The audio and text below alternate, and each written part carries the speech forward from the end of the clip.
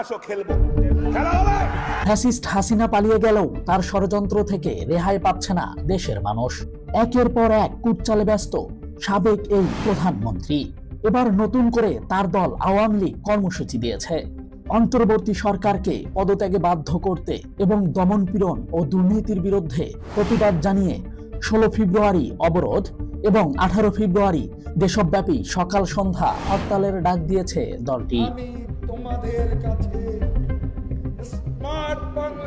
স্বৈরাচার হাসিনার দলের অফিসিয়াল ভেরিফাইড ফেসবুক পেজে মঙ্গলবার রাতে এই ঘোষণা দেয়া হয়। এরপর থেকেই ক্ষোভে ফুঁসছে সাধারণ মানুষ থেকে শুরু করে নেটিজেনরা।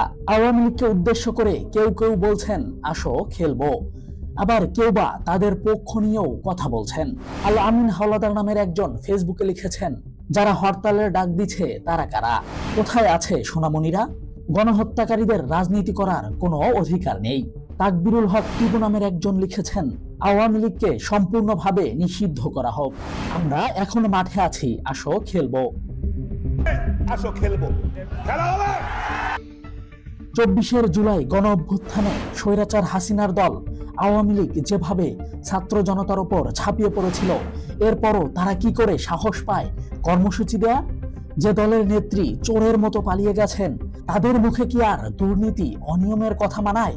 এমন মন্তব্য করছেন অনেকে। আওয়ামী লীগের এই দুঃসাহসিকতার পেছনে নেটিজেনরা দায়ী করছেন অন্তর্বর্তী সরকারের চুপ থাকাকে। তাদের মতে এখনো কেন গণহত্যাকারী আওয়ামী লীগের বিরুদ্ধে কোনো অ্যাকশন নিল না বর্তমান সরকার?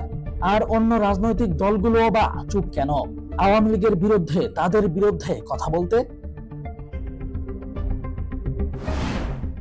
তবে ইতিমধ্যে আওয়ামী লীগের ডাকা হরতাল কর্মসূচি প্রসঙ্গে বিএনপির সিনিয়র যুগ্ম মহাসচিব রুহুল কবির রিজভী দলটিকে উদ্দেশ্য করে বলেছেন, হরতালের ডাক দিলেন আর মানুষ লাফ দিয়ে পড়বে এমনটা হবে না। মানুষ আপনাদের শাস্তির জন্য অপেক্ষা করছে। জুলাই বিপ্লবে নিহত আহতরা বিচার চায়। ঢাকা বিশ্ববিদ্যালয়ের শিক্ষার্থীরাও আওয়ামী লীগের এই কর্মসূচির বিরুদ্ধে বিক্ষোভ মিছিল করেছে। এ বিষয়ে বিএনপি কথা বললেও জামাত সহ অন্যান্য রাজনৈতিক দলগুলো যেন মুখে কুলু পেটেছেন। এখনো তেমন কোনো বিবৃতি পাওয়া যায়নি ফ্যাসিস্টদের কর্মসূচির বিষয়ে। তবে অন্তর্বর্তী সরকার ও রাজনৈতিক দলগুলো নিশ্চুপ থাকলেও ছাত্র জনতা ঘরে বসে থাকবে না। নেটিজেনদের মতে আওয়ামী লীগ মাঠে নামলে আবারও 24-এর মতো হটিয়ে দেবে ছাত্র জনতা। রাশেদ রাসেল, ইনকিলাব।